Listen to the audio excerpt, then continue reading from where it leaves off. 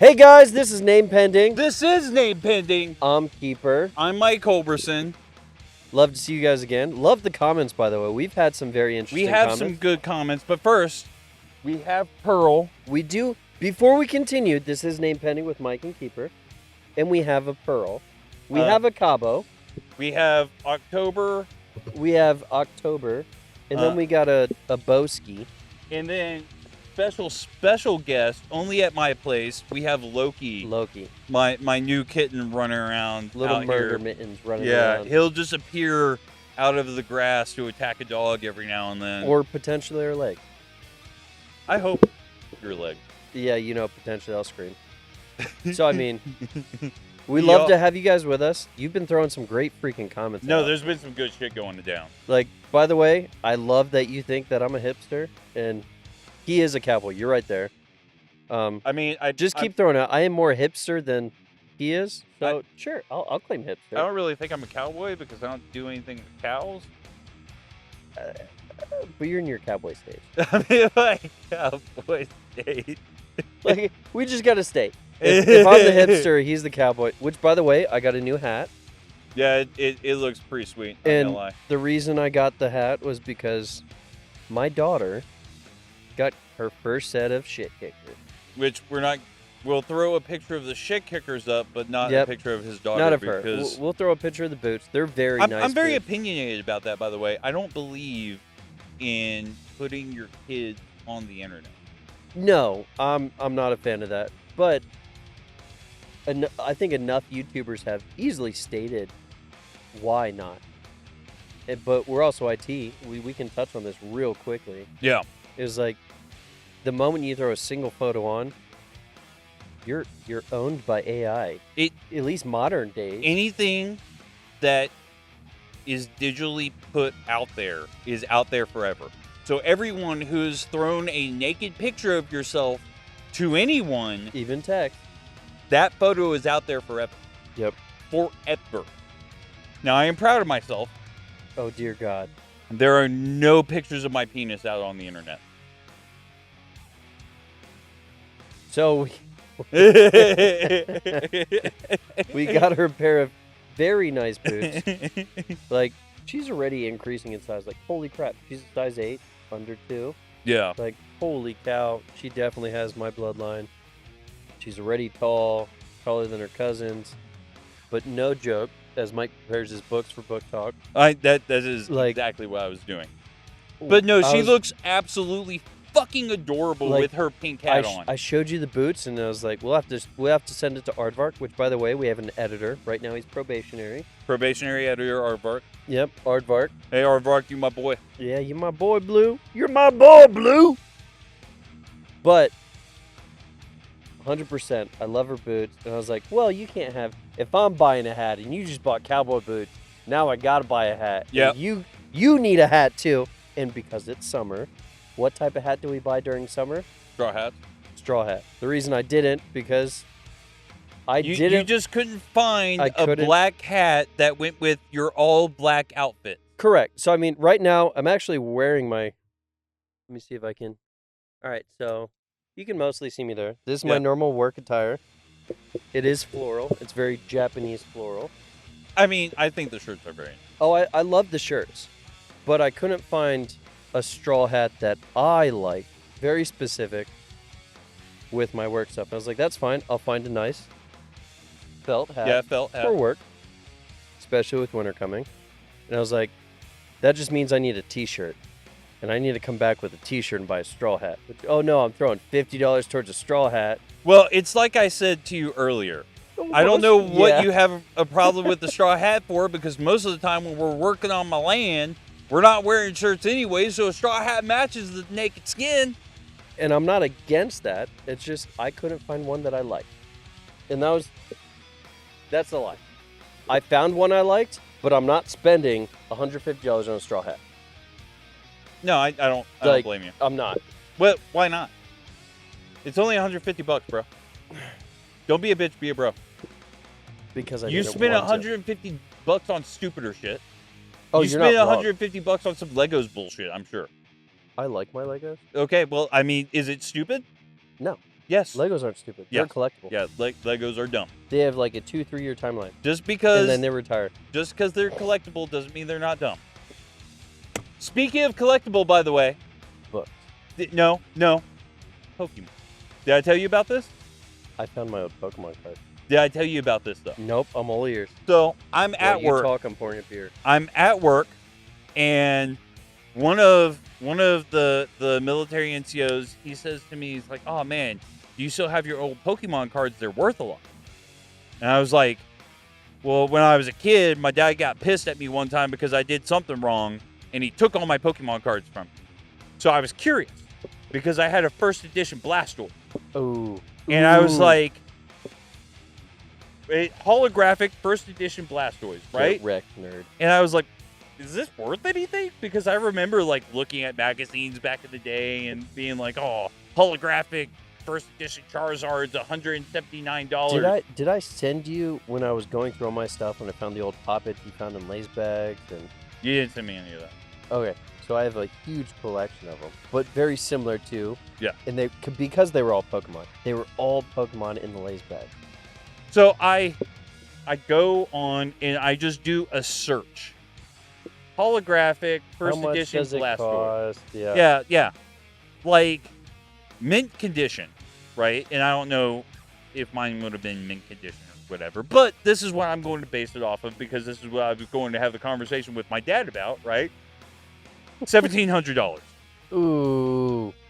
And I'm going through and I had other holographic and first editions and other Pokemon in the mix, like a holographic first edition Gyarados that were also worth money.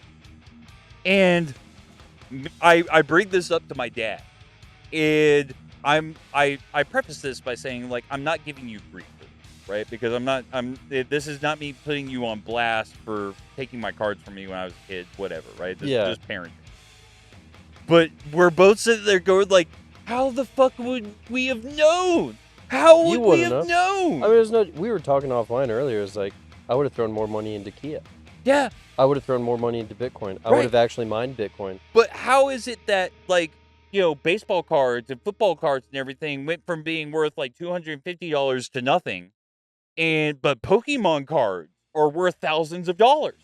Oh, yeah.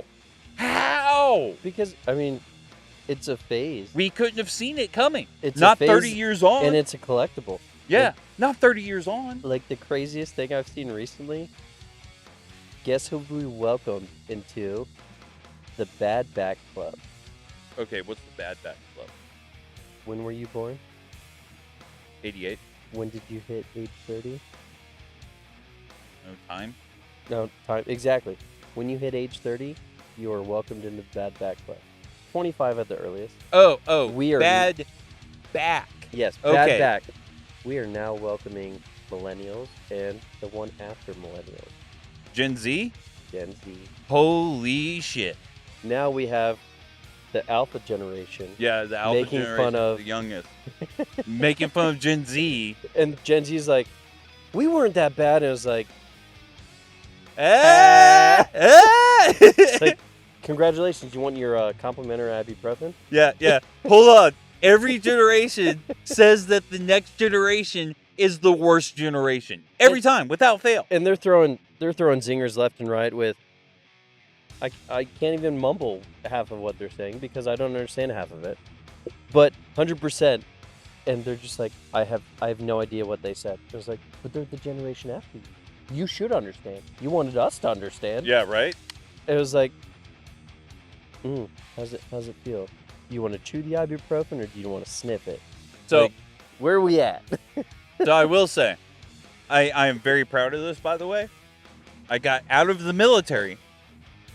Now, I only did a term, but I got out of the military, even with one term, without a bad back or a bad neck. Neck, yes. Back, no. Yeah. But that's the standard, right? That is the standard. Another one of my especially operational military. Another one of my coworkers, you know who I'm talking about. You're my boy, Blue. Hey, Jackie. He was at Fort Hood, Ooh. At almost the exact same time I was. At our sister unit, he was a 25 series. Okay. For those that don't know what 25 series. 25 series were, I mean, they were IT for non-PS. Okay. Non Your non clearance wise level. Yeah, they were the bad. They were the pieces of shit, right? Like the fuck ones those that guys. don't matter. Yeah, they didn't matter. Oh, you do Nipper, no one gives a shit. Unclassified network. But so I mean, he was 25 series. He was at our sister unit at almost the exact same time I was. Okay. Right, and he went to Afghanistan and stuff like that. But it cracks me up because like I was like, I came out without a bad back. He's like, I got a bad back. He's like, I did a term. I got a bad back. Shoot, I did a term. And I got a bad back. I got a bad knee. I got a bad everything. Yeah, you a bad person. It was like, oh, I definitely came out a bad person. Like I went in a bad person and I got course corrected and I came out a differently bad person. Yeah, no, I came out a betterly bad person. Yeah. Because I got, instead of being taught how to steal things, I was taught how to acquire things. And Aardvark, help us here. Strategically transport equipment to an alternate location. Yes. But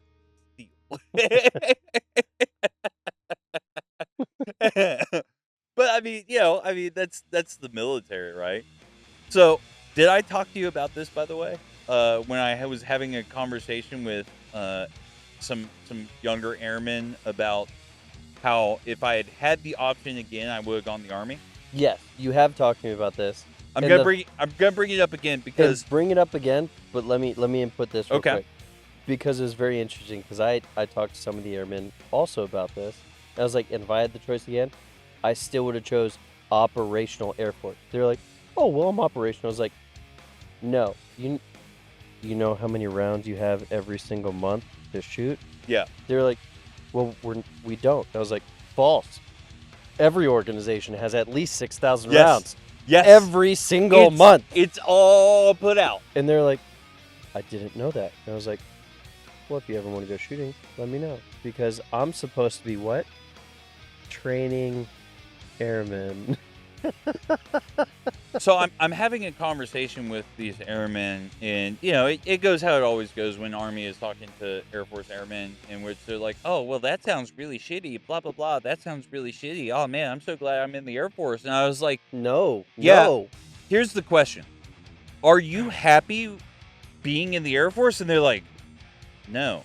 And I was like, you know why you're not happy being in the Air Force? Because you didn't join the military. Because you're not part of the military. It's like you could see their minds exploding. So I had two conversations with two different contractors, two different coworkers. One was Army, now works for Air Force, and the other one was Marines and works for Air Force. The Marine was like, yeah, no, this is what we always joked about the Air Force. Air Force will always be Air Force, and this is what Air Force will be. And Army was the same way. I was like, but what his verbiage exactly was, y'all.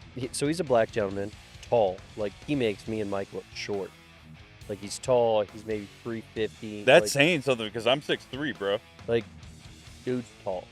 He plays basketball every once in a while with the squadron and for fun. But hands down, he goes, he's Army. He goes, y'all fuckers call every one of y'all's sir. Yes. And I was like, yes. And then he said, the other thing that bothers me is like when I first showed up to my duty station in the Army, what I do? I pulled up to my sergeant, I sat at parade rest, and I waited for him to tell me to sit at ease. At ease. And what does Air Force do?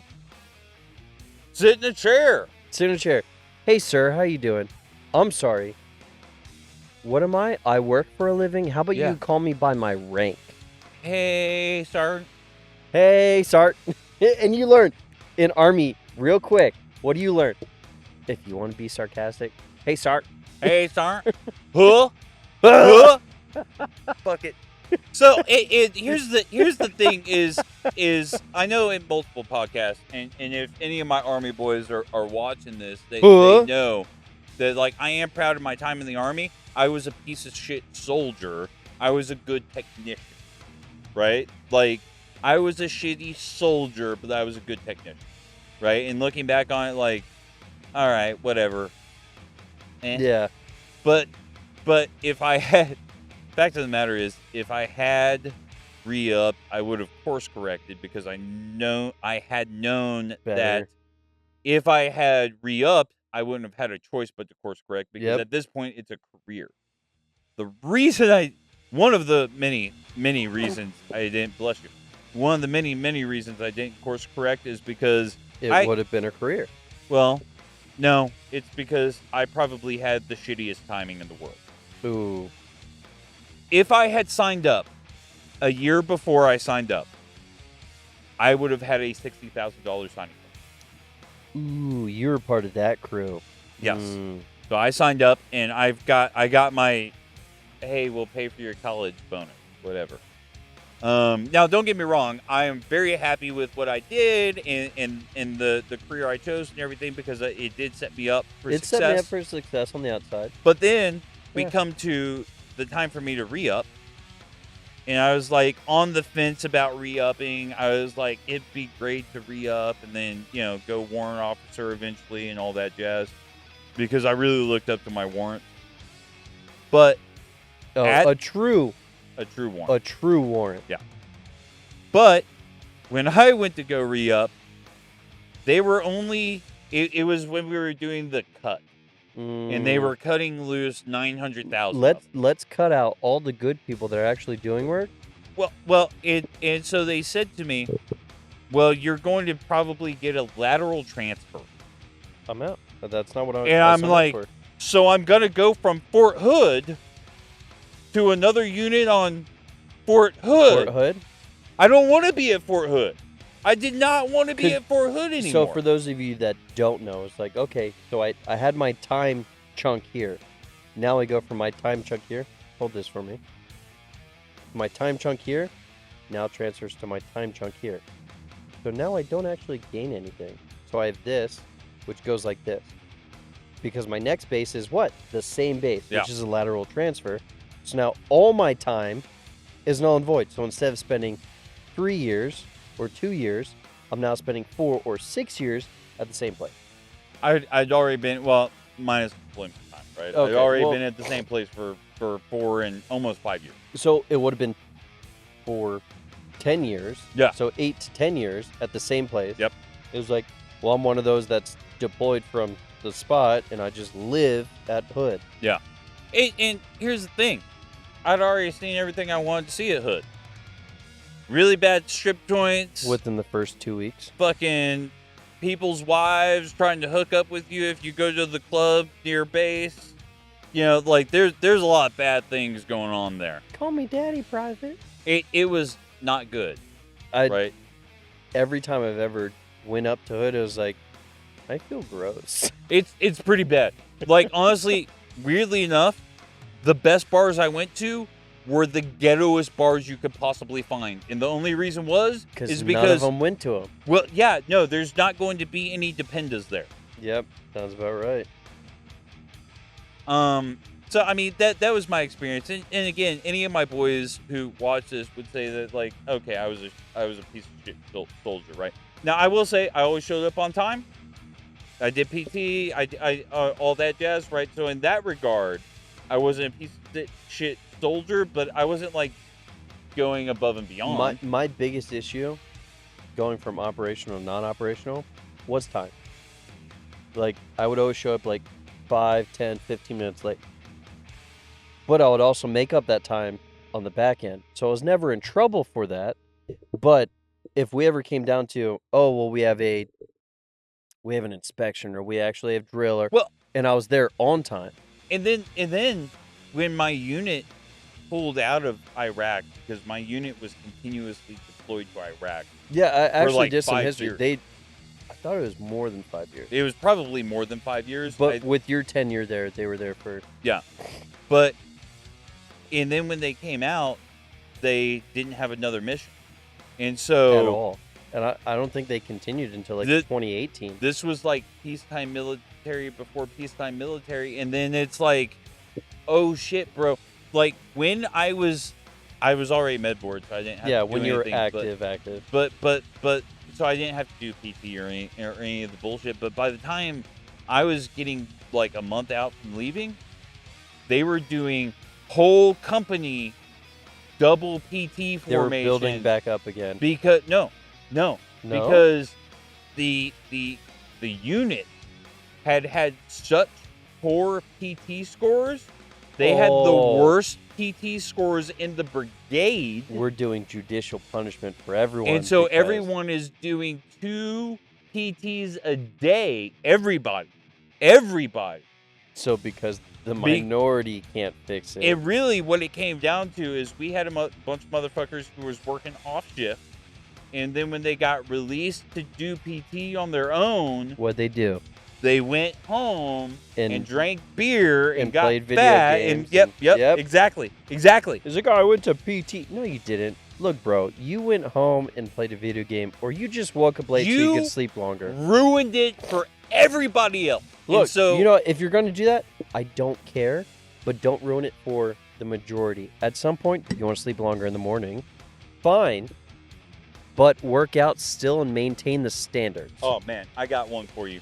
Oh, dear God, you're going to hurt my heart. I was on profile for a long time, and I was about to come off of profile in a few days, right? So my NCO said, okay, let's do a practice PT test. A mock.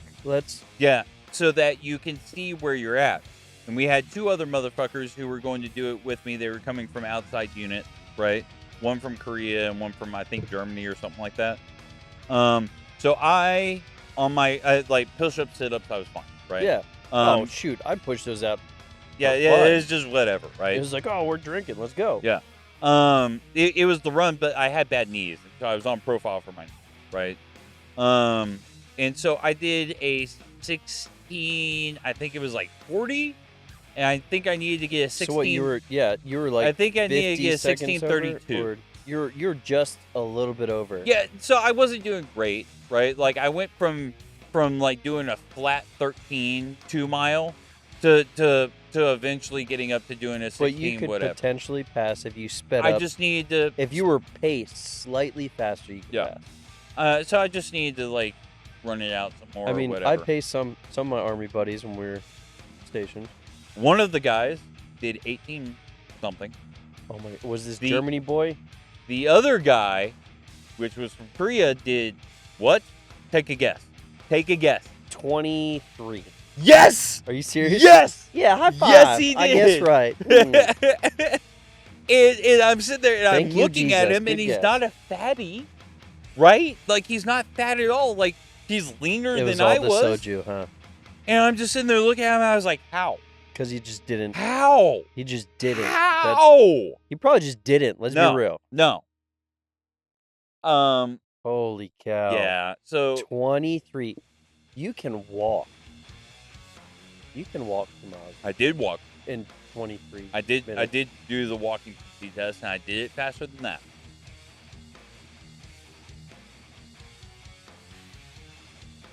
Hardvark totally just throw up something stupid. I don't understand how. Like, holy cow. Like, we're 20, by the way, car sound. But 23 minutes to walk 2 miles. Like, you know this is a physical fitness test. Yeah. Like, I don't understand how slow you're running. Apparently, how slow I'm was going to bash on your Air Force because apparently they don't believe in that in the Air Force anymore. The walking test? No, just physical fitness. Oh, 100%. Well, shoot, Army has like pre-test now. I'm sorry. How many fat fucks do we see walking around? Okay, at least we haven't done Army standard of. We're gonna do a pre-basic where you can be freaking sumo wrestler, dude, before you even join basic. Well, no, that's always been the thing. No, that's a new push. No. That's always been a thing unofficially. If they're doing it officially now, that's different. But there's always They're been doing it officially now. It's Air always been a Force thing. has always had fat We've people. always had fatties, which we slimmed down and pushed through basics, right? That's always been a thing. Oh, Air Force has always had just fat people. I'm talking about people who've clearly been in the Air Force for a while. Yeah. Who are walking around like. And you know Bro. why? The same thing with the shaving waivers. Because we have a waiver for everything in the Air Force. There's no standard. But we have to cut this. Intermission. Right now, intermission. We'll catch you on the next side.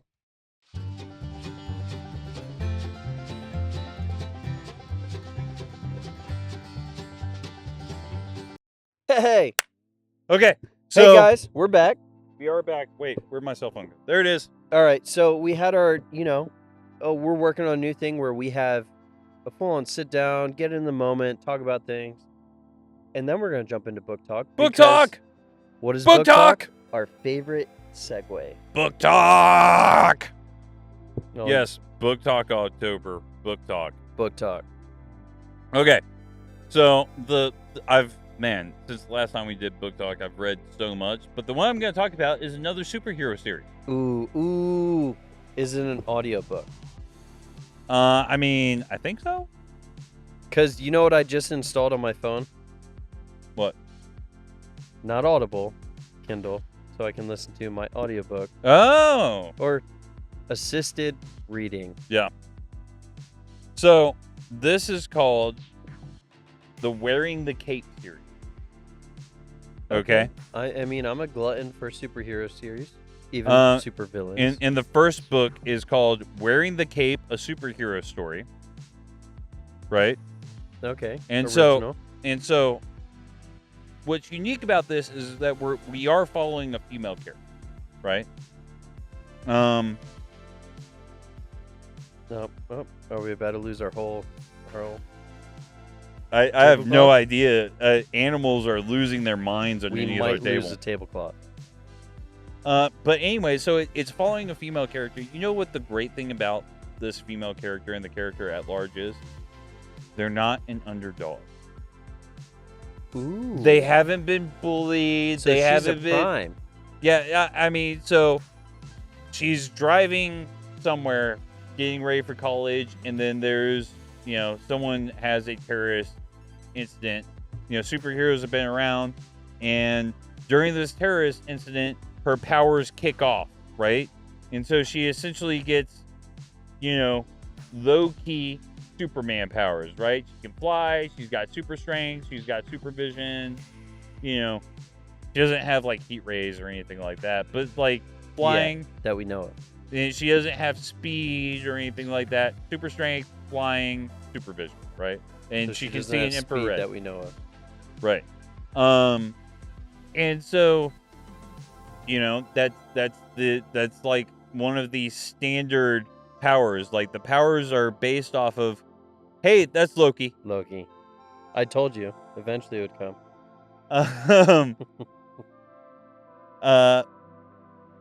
But so it's she's not abnormal. She's just she's also not picked on. She's not overpowered, right? Like she was part of the in crowd when she was in high school and everything. So she's not your picked on. 60s Superman. She's just normal. She's not dealing with a bunch of angst over it and everything, or If you could label superheroes as normal, she would be your normal superhero. Now, I will say that the only issue, and I'm not trying to bash on the series because I really do enjoy the series, but the only issue I have with the series is that too often I feel like she is not acclimating to what's going on around her. To the culture or to the people? Or to the surroundings? To the comics. Okay. And everything that goes along with it. Because I was so talking let me staple this, because we know you, Mike. You don't bash on any books here. If you don't like a book, you just don't really talk about it here. I try not to. Every book Mike has ever talked about, he has enjoyed reading, and he would recommend to someone else one way or another. So if he's talking about it here, it has value somewhere in his life. Yes. So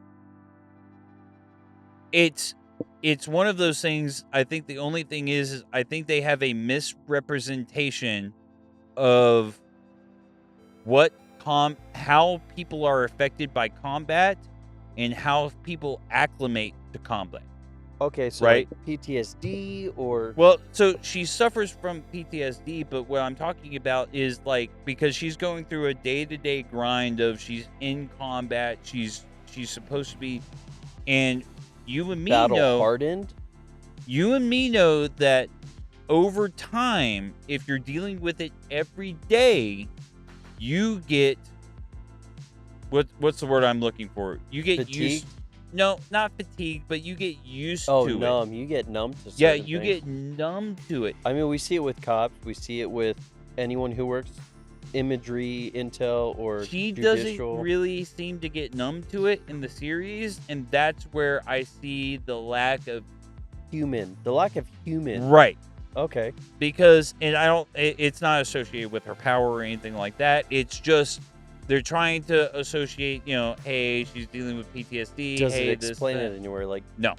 Is she from Earth? I'm like, Or yes. Earth, from Yes. whatever world? I'm like 6 books into a 9-book series, and so far there's been no other explanation. No explanation for Right. why. Maybe the powers do it, or maybe something does it. So she's constantly suffering from angst due to the situation and to the stresses associated with, and yes, I see. So what you guys don't see, what we're hinting at is Loki is in this tablecloth. In the tablecloth, slowly pulling it this way. And Toby does not like it. She's trying to play. She's trying to play with Loki, but she's also freaked out that The tablecloth is attacking. So 6 books in, and we have this unexplanation. No explanation for why she's... Now let's I've kind of touched on some negatives, but I do want to touch on the good. Like the goods are the fact that your characters at no point do you feel like any character is so overpowered that they cannot run into a bad situation. So there's the bonus there. And a lot of the times we have the lack of bonus there, and we have the issue of something else. Right. Like every author has a fault somewhere because they did research in one thing and unintentionally or intentionally, I don't know, I'm not in their head, they have faltered somewhere. They do a very good job at trying to picture with a world with like our world. If our world suddenly got superheroes, how that would integrate with a government entity while still being superheroes. And so there's like reporting, there's like emergency response. It's like, yes, your superheroes are going to deal with your superhumans, right? And there's politics there and all this stuff. And dealing with trying to keep a secret identity. What happens if you lose your secret identity? The whole shebang. If you can keep your secret identity. And it deals with all of this, and I think it does all of this very well. I only had an issue with the one thing, and that's because I didn't feel like her angst progressed how a combat veteran's would deal with the situation, right? Like I didn't feel the way a combat veteran would have dealt with the situation, right? It always felt like how a civilian would have dealt with the situation regardless. It always felt like a civilian. And that could just be based off the writer. Yes. Like how the writer displayed it, how the writer set it up. But they did a good job at trying to touch on PTSD and stuff like that. They did a very good job at that. And you know what? I will always appreciate an attempt. Yes. 100%. I don't even care if you crucify the attempt. You attempted. You tried. You proved an effort. You provided effort towards it.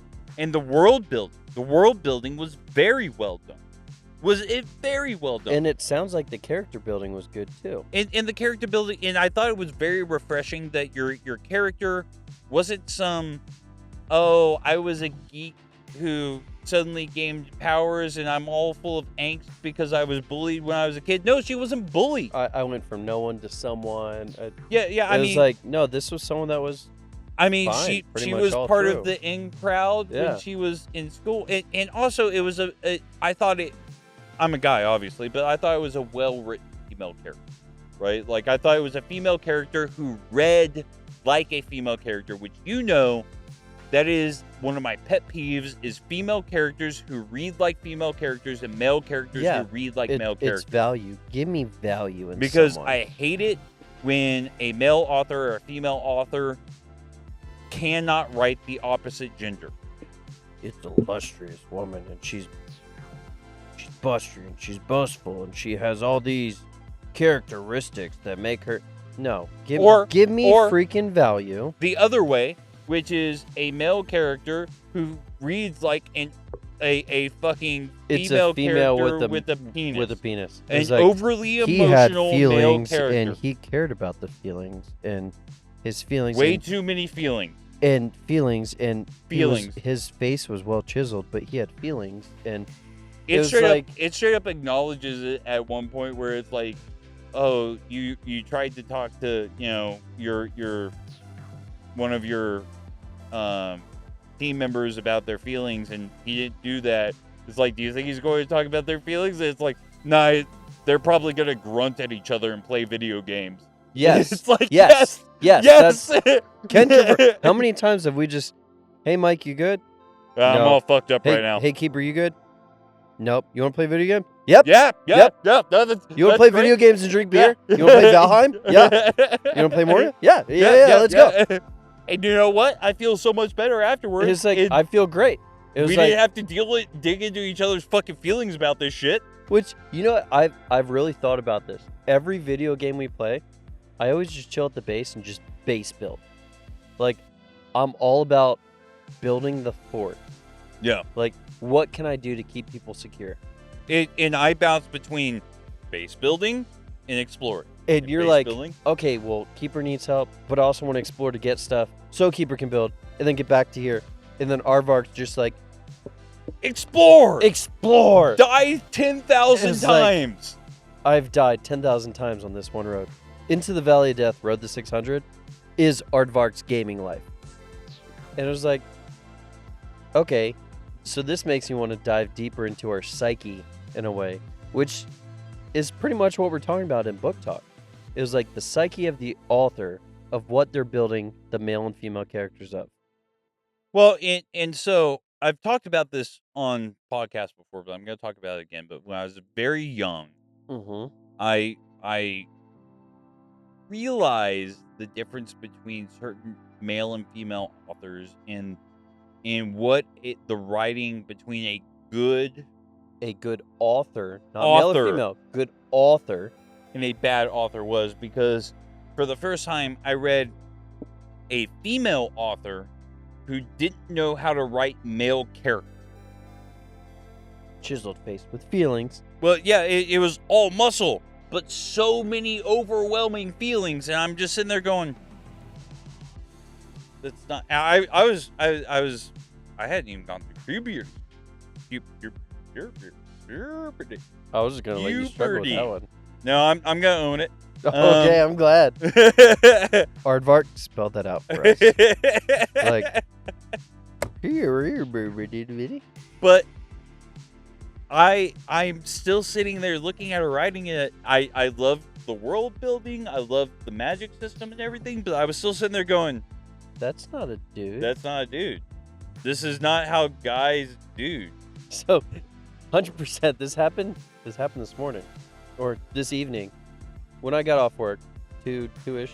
I got home and wife was like, she asked me a question and I nodded my head, and she was like, "Are you just gonna ignore me?" I was like, "No, I responded. I did the same thing that you did previously." It was like, you responded by shaking your head. Yeah. It was like, well, I didn't audibly hear. It's like, oh, okay, so we're audibly looking for stuff now. Got it. I missed the memo. I didn't get the email. Sorry. My clock was turned off. I don't know what to tell you. But it's very similar. Because women, from my experience, and this is my experience alone, just change their mindset of how we're doing it audibly here. Or we're doing it just motion-wise, physically. It's like, how am I supposed to keep up? Or my favorite thing my wife does, and it cracks me up, causes discussions here and there, debates, where halfway through she'll go, so, what do you think about cloth? I'm sorry. No, but I've experienced that, right? Like, where what it's do you just think like, and do you want brown cloth or black cloth? And you're just like, and do you want it 3 feet tall or 2 feet tall? Your brain starts like, skipping. I was like, hold on. Like, no, I'm lost. What are we talking about? Give me a hint. And you'll realize that no, she's picking up from a discussion that you had 3 days ago about a couch. Yeah. It was like, it's like, dog just fell on the cloth. If you didn't hear that's it. The cat. Is that the cat? That's the cat. Oh my goodness. The cat's been attacking us this entire time under the table.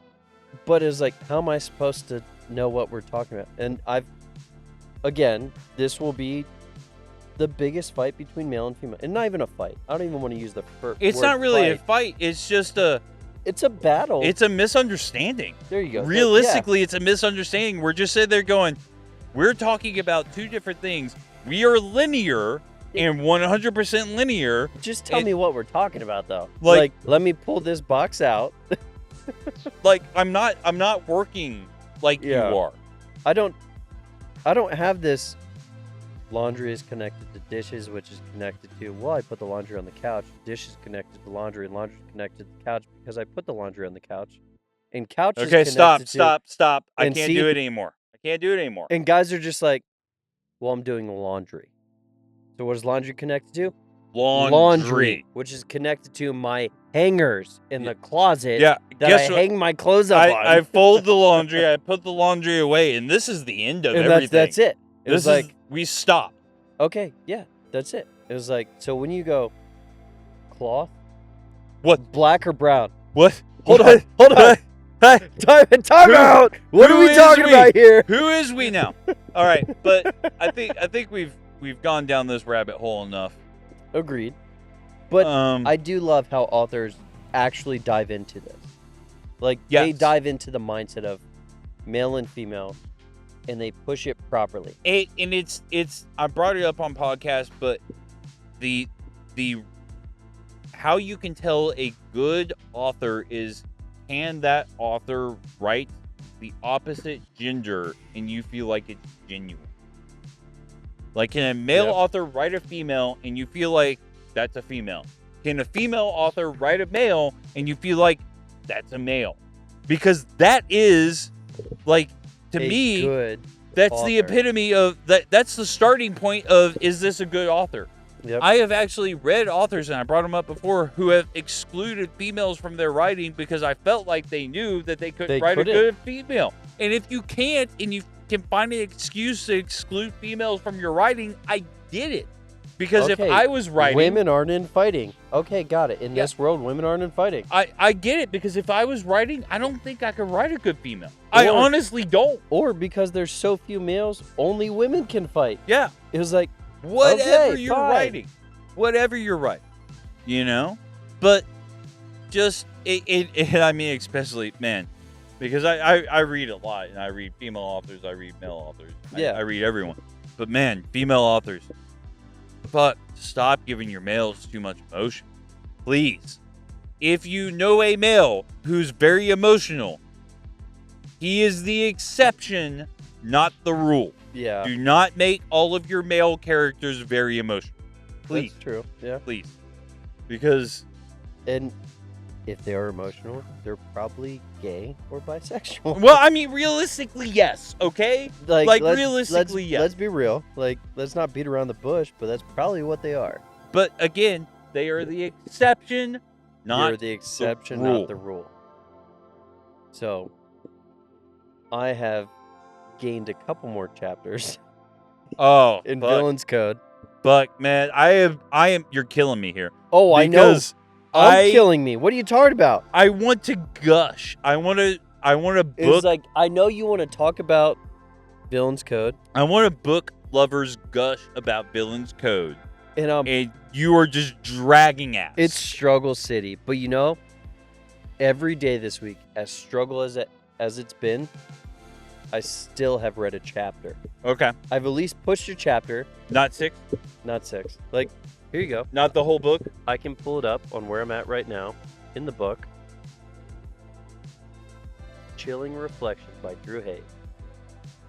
I am page 168, 14% done. 168 out of 1100. Yep. So, I mean, you see my struggle of life, and this week has been interesting. No, I mean, this week's been rough. We just finished a conference at work, and I mean, both of us have been busy. It's been a week. Like, neither one of us has really seen each other this week. No. But I think we need to intermission. Yeah, we'll intermission with you guys, and we'll catch you guys on the next segment. Yep. Hey, girl, hey.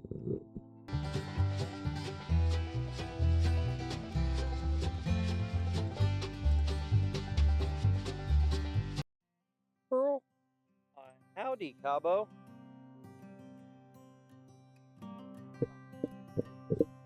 Howdy. Howdy. Hey guys, we're back and we got new brewskis and ho brewskis. We're ready to go. Okay. We're live across the board. So I brought this topic up to you this week. Oh dear God, which topic? The one that I messaged you about. Dysmorphia. Well, not the dysmorphia. Necessarily. No. This was a fascinating, because I was watching a different podcast, and a trans person who had backed off of being trans brought this up. They said, and you're going to have to correct me if I get this a little bit wrong, but they said that there is no way that a person can be born in the wrong body, because being born in the wrong body, and this is coming from an atheist, right? Mm-hmm. Doesn't believe in the soul, doesn't believe in God, anything like that. But being born in the wrong body implies a soul to be born into a body with, which proves something. Which was like flowing in my mind, and I was like, wait a minute. If we prove a soul exists, I'm a Christian. And if we prove a soul exists, it implies that God could have placed a soul in the wrong body. But if an atheist brings this, atheist brings it up, and if someone who doesn't believe in a soul brings it up, that means God exists. That means God exists, or if you believe that a soul doesn't exist and we're just spawned from the brain and the body, that means that you are a combination of the growth of the brain and the body, which means that if you were grown as a man, you are a man. You can't be born into something that wasn't cellular generated. Yes. You can't be born as a woman in a man's body, because that implies that there is a soul. And if you don't believe that there is a soul, then you can't be born into something. Because that would mean either your soul was wrong, which means a power you don't believe in was wrong. That means that God which would null and void all your stuff. Right. Or that means the way your cells started working and built you out as was wrong, so you're either saying a God you don't believe in is wrong, or science that you believe in is wrong. So you either have, either way, you're kind of wrong. And I dove into this. So it's classified today, societal-wise, as a mental illness. Any type of dysmorphia. I'm saying this word right. Unlike the other word I can't say right. Yeah. Conscientious objector. Contentious and conscientious. I got him now. Cabo. It only took a whole podcast. Stop trying to hump. But no, this is one that we're stating either science is wrong or God I don't believe in is wrong. Yeah. But if I don't believe in the God, I'm saying science is wrong. Right. But science can't be wrong because in cricket. Well, I'm confused on that one. And this has been a fascinating thing because I've been watching a lot of podcasts where a lot of liberal viewed individuals, right, have been coming out and saying that this focus on transitioning, especially transitioning children, is very, very dangerous and has very negative connotations. But you started this in a very specific way, and you started with a very liberal view.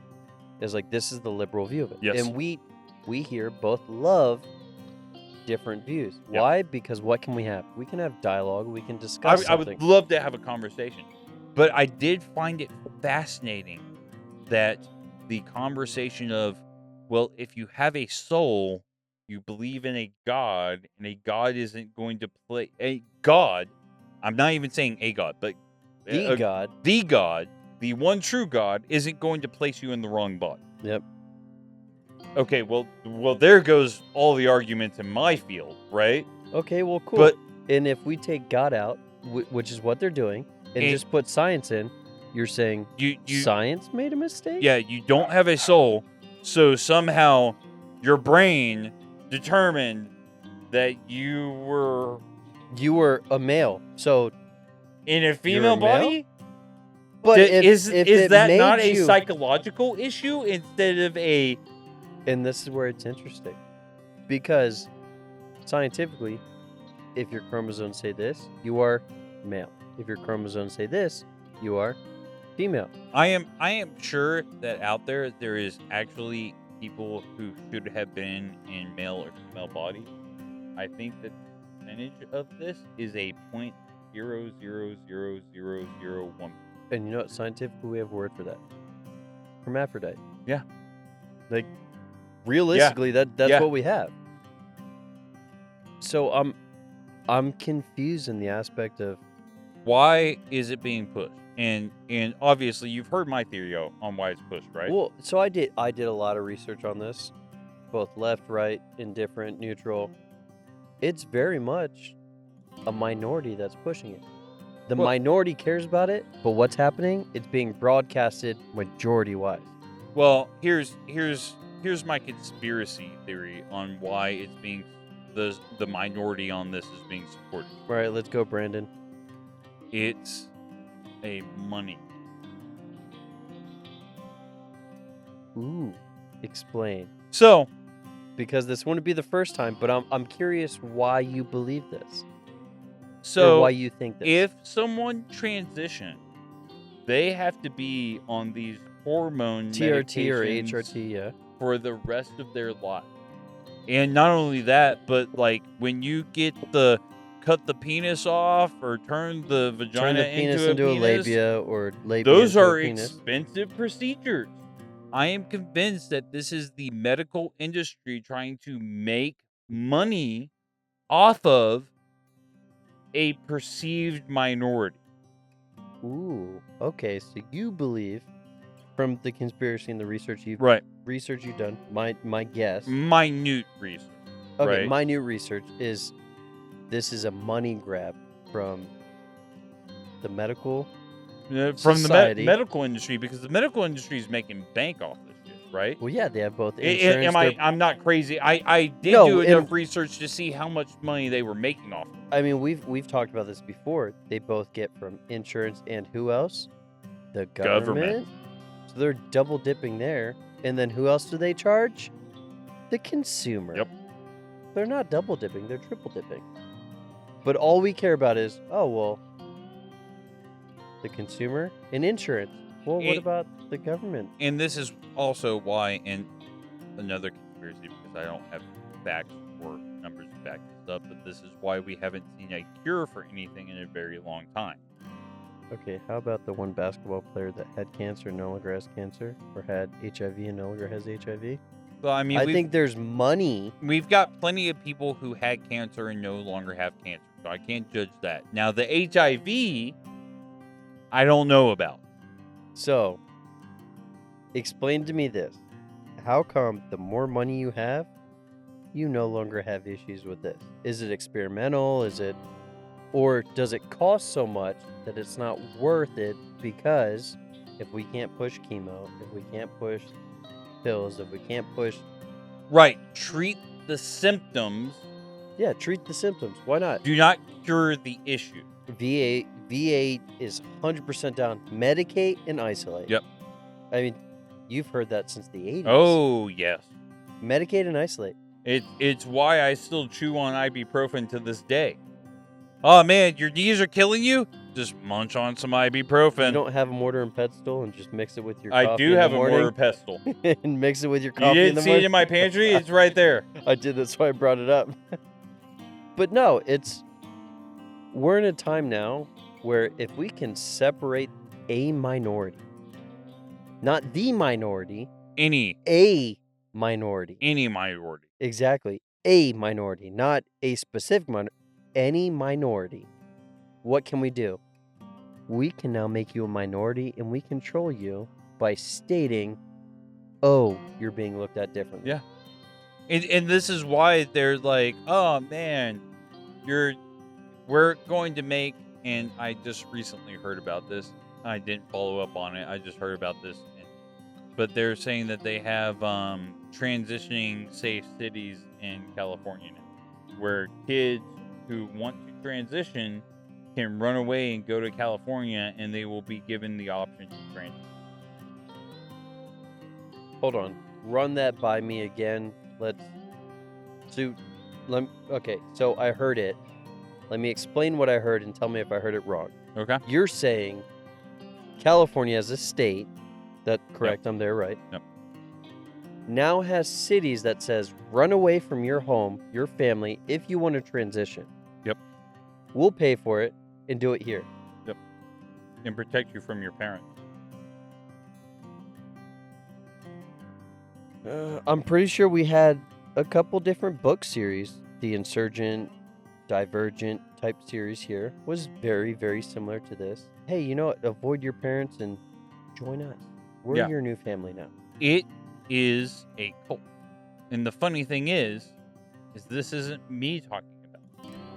I've seen podcasts where other podcasts, right? And I'm not gonna name because I don't want to call them out or anything like that, but other podcasts where they've had individuals on who it's like the switch was flipped, and they are still liberal. They still have liberal views, but when it comes to transitioning and the transitioning argument, and especially transitioning children, the switch was flipped, and they go, "No, we shouldn't be doing this." Well, I was telling you earlier off the podcast when we were talking slightly about this. I was like, I have a gay coworker he's been happily married for a while. Yeah. And then I have another gay coworker that he just recently divorced with his husband and is happy with his new boyfriend, but they still both believe the LGBT QRSTUV. Okay, whatever alphabet soup after that. He's like, it's a cult. He was like, if you're going to be gay, be gay. You don't need to join some organization to do it. If you're going to do blank without the organization. Be you. This is the song that never ends. That's how I feel it just goes on and on, my friends. Somebody started singing, never knowing what it was. Stop. And then they kept on singing just because. F is for friends that used to forget. U is for uranium bombs. But no, we're at a time now that in order for me to feel noticed, I need to be part of an organization. Well, I mean, that's the thing. Put your hat down. You're showing too much. No, I know. It was... But you're gonna be bald. Be bald. I'm not that bald. You're pretty bald. I'm not that bald. My hairline actually hasn't receded. Your hairline looks like you be wearing a toupee. Yeah, you know, slick my hair back. But no, if you have to join an organization to prove your point, either A, the organization is correct, 100% of the time, or B, you're joining a cult. I think it is a cult whenever you disagree with their opinion, and then they. And this isn't just LGBTQ. No, I'm talking about across the board. This is across the board. Yeah. But when you decide to disagree with their opinion, and then they all come after you, and they fucking exclude you, and they fucking hammer you, and they come after you personally, and it's like. And you know what? I think I might have been part of a cult. I'm totally gonna touch on this one.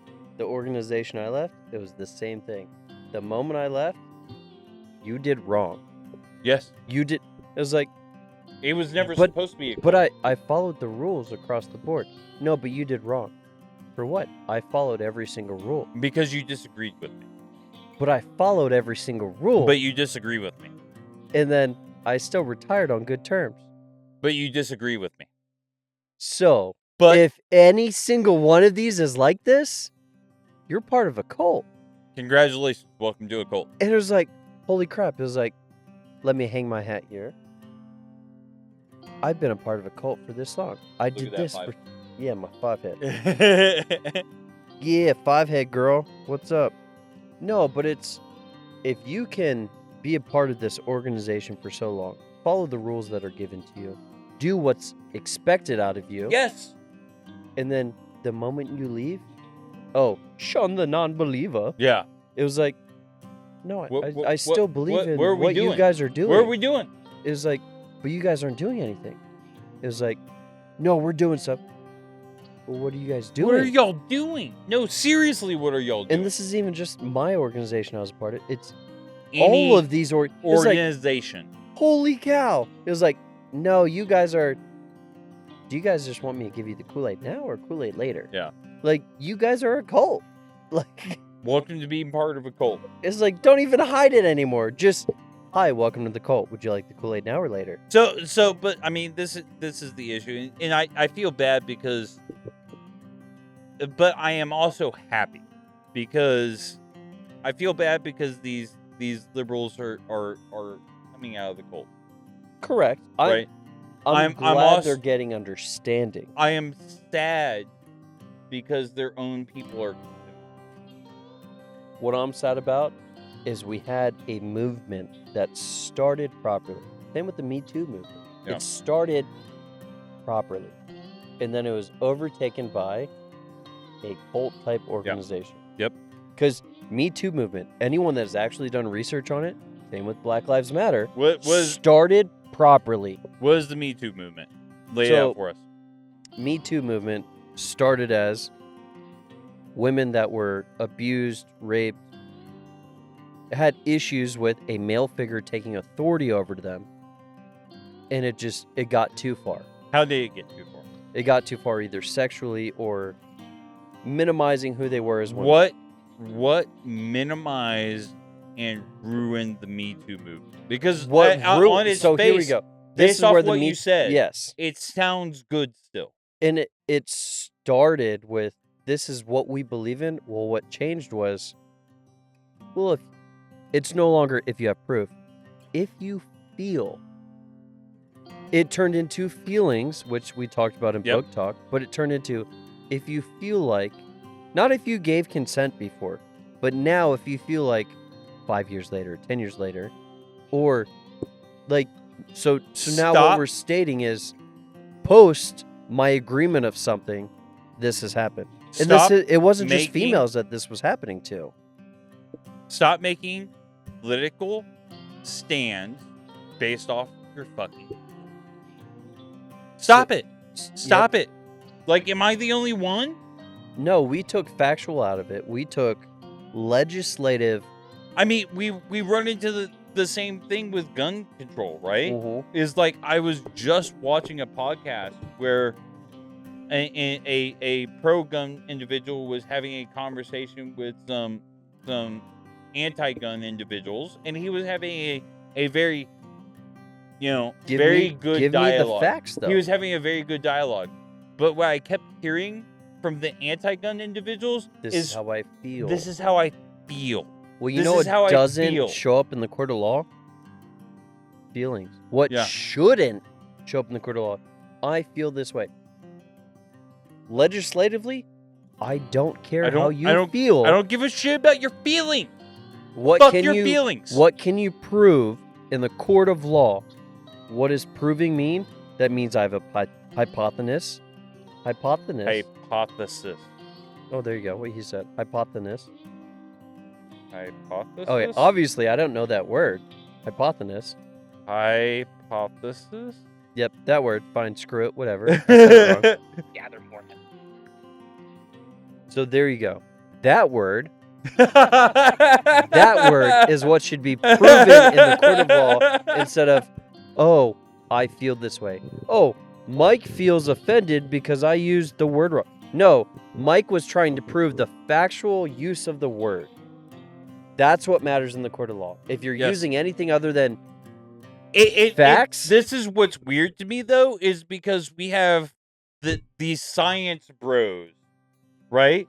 These are the science bros because I'm a religious bro, right? Like I believe in God. I believe in the soul. I'm a religious science bro, so let's go. And the religious bros are like, we're not going to follow the science. We're following the science, but we're not actually following the science. Well, we're no longer calling it AD or BC.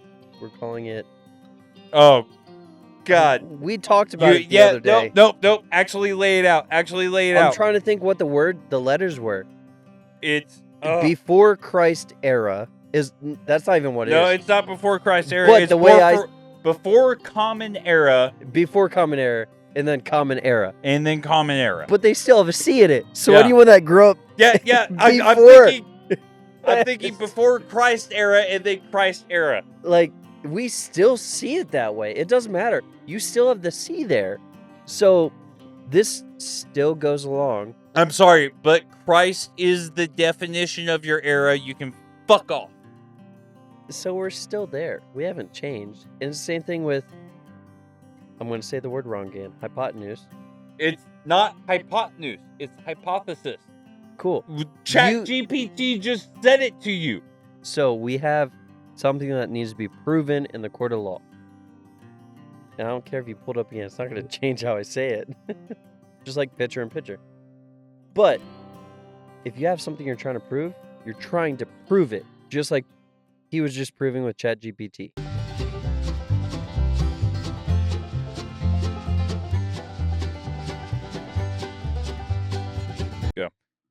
So we're going to do a lighter King for an issue this day as opposed to what we normally talk about. But this one is important to my body and soul. King for an issue is how do we solve the problem with stray? How do we solve the stray dog issue? Yeah. Because I don't know. I know it's not such an issue up northern America where Not true. It freezes and all the dogs die. Not always true. Midwest? Because we're shipping dogs Midwest. We're shipping dogs Midwest, but we also have dogs Northeast that we have a value of them or a huge collection of them that don't freeze. So I know for a fact that we're suffering from COVID pet issue. Now, do you know what a COVID pet is? Nope, this is the first time I've heard it. I'm going to inform you. So a COVID pet is, during COVID, everyone was staying at home. So they got themselves dogs. This is a Christmas pet.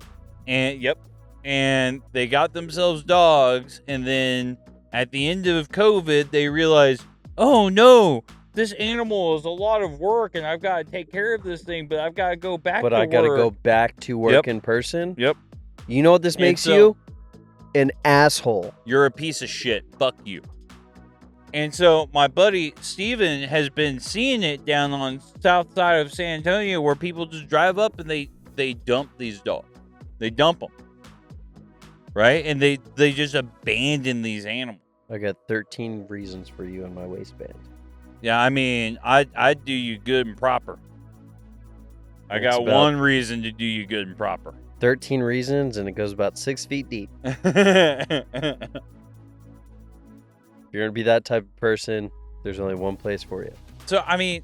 But you're right. We do have an amount of people that oh, well, I don't have time for this anymore. Do you know the sad thing? Because I heard from one of my friends whose wife is Japanese and he's got family in Japan through her. I don't know if I want to hear this. He's saying that, man, Japan would love to have these animals and would adopt them, no holds barred. Do you know why this can never work out? I'm afraid to ask why. Why? Well, they're very, very restrictive on quarantine times because they do not have rabies in their country. Correct. And they don't want rabies in their country. So the dogs going to their country get quarantined for 6 months. Yep. And so, although Japan would be an excellent solution because we could give them so many fantastic animals that need homes, it wouldn't work out because we're talking 6-month quarantines and all that jazz. Okay. Like a lot of money to get that to happen. I would love to get that to happen, and I looked into getting that to happen, and I just don't think I can make that happen. But how do we fix the stray issue here stateside? I mean, this is the king for an issue. You see the issue all the way through. There's nothing to stop you. What is the issue? Lay it out for me. Do not fucking fuck with my feelings. So, lay it all the way out. Hold my hat. So, let me muddy up my hair. Let me make it look like I'm doing shit for a living. So, the issue is we have an excessive amount of strays that can't be even picked up by our own dog catchers. Yeah. How do we stop that so dog catchers don't have to pick up strays? How do we stop it so strays are zero? Dogs, man's best friend, are getting good homes to go to. But how do we stop it so dogs are zero that they're picking up and we don't have strays anymore? And here's the thing is I don't have a good answer for this because we've already got organizations who are taking dogs and shipping them to other parts of the countries that are short on dogs, right? But what's the fix? Yeah, I don't know. And this is what makes it a great king for an issue. I mean, I tell you this much, I 100% plan on part of my retirement plan or part of my I'm not working at a job consistently plan. And dog maintenance on my property. And I've got it. Well, I 100% plan on having a kennel, a 10-dog kennel for old dogs to line them up in, and then they can just live their life. Live till they die. I mean, I've had the same thought. It was like mine wasn't a 10-dog kennel. I'd want a 20 to 50-dog kennel. With their own yard per, which means each dog has at least half an acre to run around in attached to their kennel, which means I need a decent amount of property, but I can only take so many. Well, that's why I said 10 is because I think 10's my limit on how many I can have and ensure get like some level of affection. I think 20 is too many for one person to manage. But I'm not one person. You're not one person. My wife and my kid, and we're talking about having more kids. Right. So I'll have more. And we're also talking about Aardvark. Hey, girl, hey, you're coming down. And he's going to be close, and my family's also coming down. So it won't just be me. Right. And I know my whole family loves dogs. I can't plan on there potentially being more than just me. No, but what I can plan on right now is me and my wife. Yeah. So you said yourself 10. Yeah.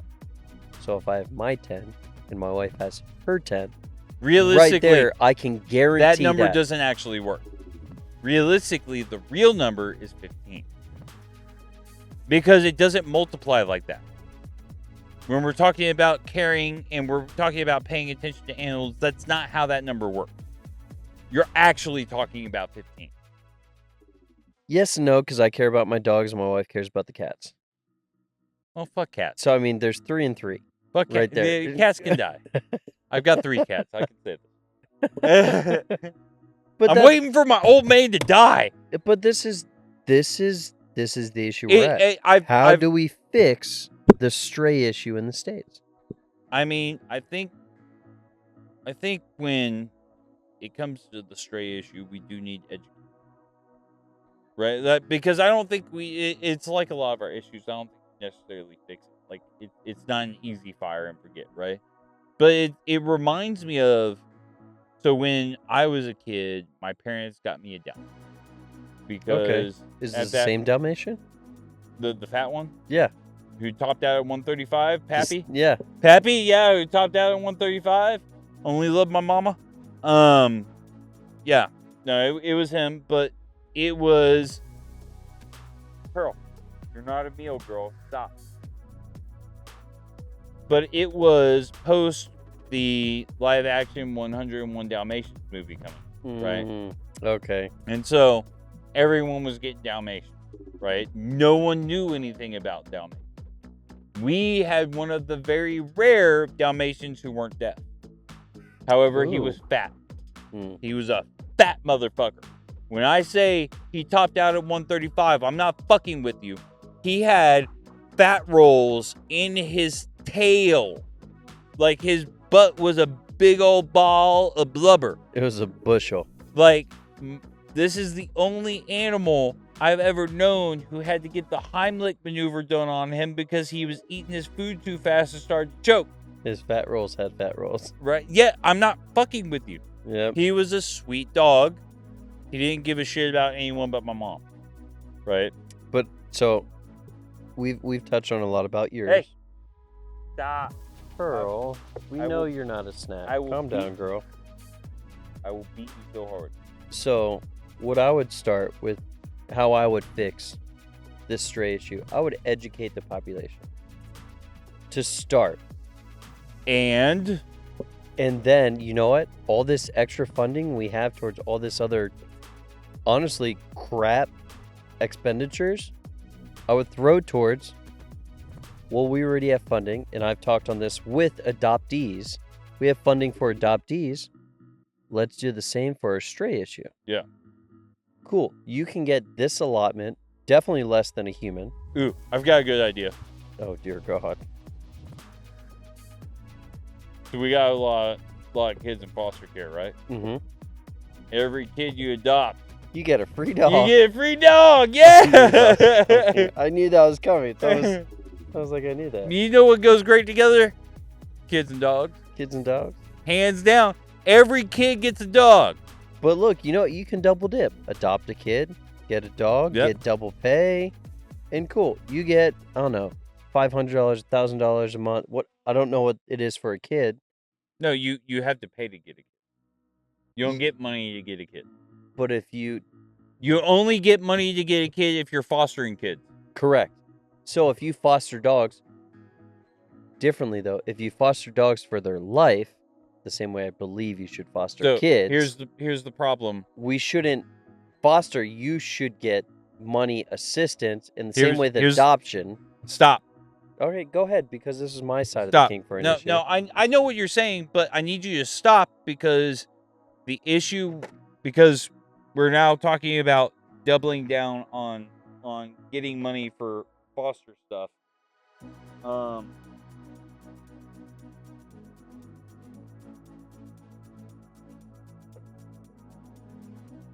The problem is that there's a lot of folks out there who take advantage of the foster care system to mistreat kids and not treat kids appropriately to get money from the system for this. And do you bet your ass that people wouldn't double down and do even more against dogs. animals? Yes. You So know yes, you're coming from the best place. I can hear where you're coming from. However, we've already determined that your solution doesn't work. Well, cool. You know what we should do? All these agencies we have to check on these kids, do the same thing with the dogs. But, hear me out, actually invest time in it. And you know what? Take the kid out for how long? A full-on 2 months. Why? Because now you have the ability to have the kid out of Did time. you see that? Yes. Now you have the time invested in a summer camp, a government-funded summer camp where the parents can't touch the kid. The kid now has time to adapt back into what should be. And what do they have? the ability to talk about what happens at their home. I wonder, and this is just a thought experiment. I wonder if you paired a kid with a dog, and you said no matter where this kid goes, the dog's going. goes. I wonder if that would solve a lot of like psychological issues that foster kids end up with, because no matter where that kid goes, assuming neither of them gets abused, right? We're making large numbers. Well, cool. I would love to. I'm gonna jump into it. Even if they both get abused, what happens? They both now have a bond. Yeah. They're now connected, and it was like, oh, now we notice there's a bond, and they're both going to the summer camp that I'm talking about. But what happens? The kids are now socialized, and the dogs are socialized, and we realize, Mike, you and your Dalmatian have been abused, and we're taking you out of your family now. What is the summer camp? It is a yearly checkup. Yeah. And we're fully checking your whole body. A actual physician is checking you out, making sure you're good.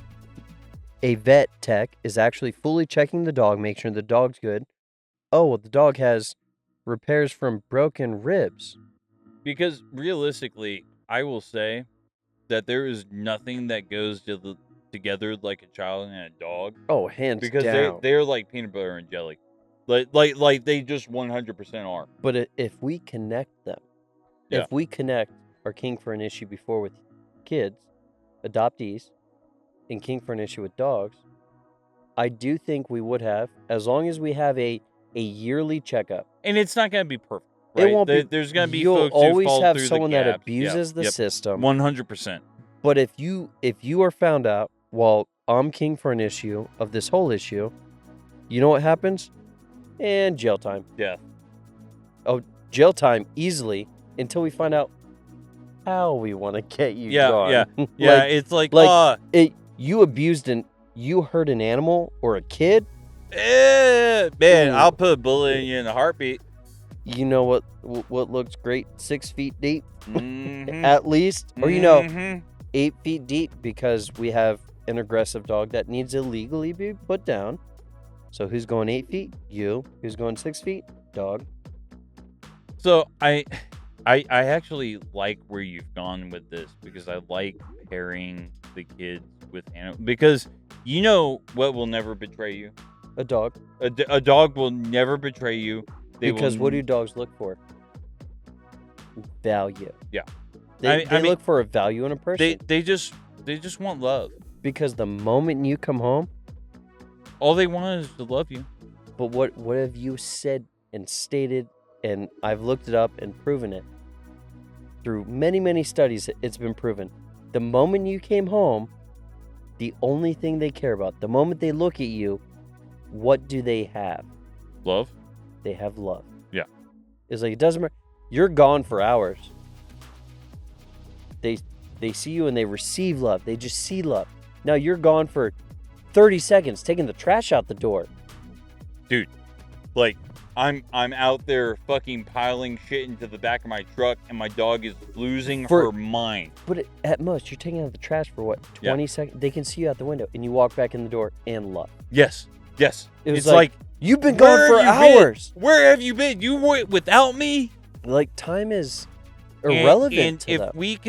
If we could give that love to kids on a consistent basis where they're not getting that from people. And the way we can do that is we attach a kid to a dog. Yeah. And both get checked every year, continuing on this stray issue. So cool. A kid that's been neglected, adoptees, for most of the time, I would easily claim everyone who is in an adoption clinic, everyone who's being adopted, you've been neglected somewhere in your life. Cool. We've touched on this. Jumping forward, skipping past this real quick. Dogs are the same way. And do you know what else that we get from this? Which I just kind of realized this. Like, this is a collection of a lot of things we get responsibility. Because what does the kid have now? They are responsible for that animal. Because what does it rely on? The person it's always with. Because if we have... Because they go to school, come back. Yep. Who's it with? the person. If we They have go to a new house, who's it with? The same person. If we have an orphanage full of kids, full of dogs, and all of those dogs are fed and walked and everything just by this kid. Now, what have we done? We have socialized the dogs and the kids. Yep. Because now, both the kids and dogs have to socialize. Yes. Oh, my dog doesn't like this, so can you just watch your dog a little bit more? There's no such thing as the dog doesn't like this, because every dog, there's no such thing as the dog doesn't like this. The dog responds to prompting and training, right? So, you just proved my point. The dogs don't have that. Yeah. Why? Because they're all socialized, because they're all the time trained by, I'm going to attach this person. Holy shit, did we just solve the problem which we thought we couldn't solve? I feel like we did. Like, I feel like we have the solution here. Now, all we need is implementation. Yeah. Yeah. Which, wow, I feel like this is like our everyday jobs. So this is how we fix this. So could we do this, though? Could we do dog for foster kids? Okay, well, now you're running into, what if they're allergic? Well, I mean, okay, so... Oh, no, we're diving into this. Yeah. If they're allergic, we'd have to do...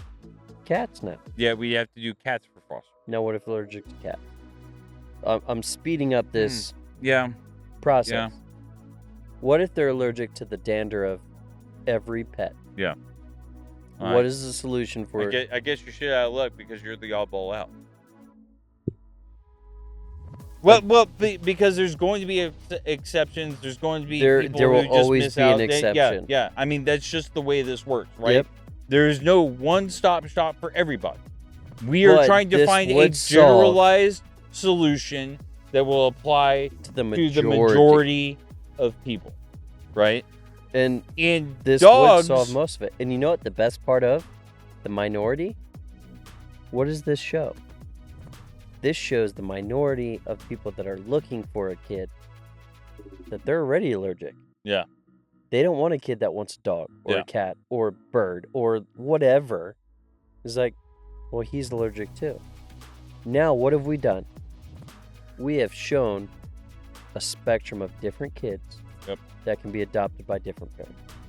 And if you don't like a dog, then guess what? You probably don't need a fucking kid. So I think we've solved that issue. I walked into this. I walked into this issue convinced that there was no way that we could solve the problem, but I think we actually did. So this is King for an Issue. This has been name pending. This has been name pending. I'm still Keeper. I'm Mike. Throw a comment down below. I'll respond. I'll either thumbs up, I'll heart it, I'll like it, and maybe a couple days respond later. I need you to fuck that like button. And what do we always say? Tickle that subscribe, Tickle that girl. subscribe. Hey, girl, hey. But we'll catch you on the next episode.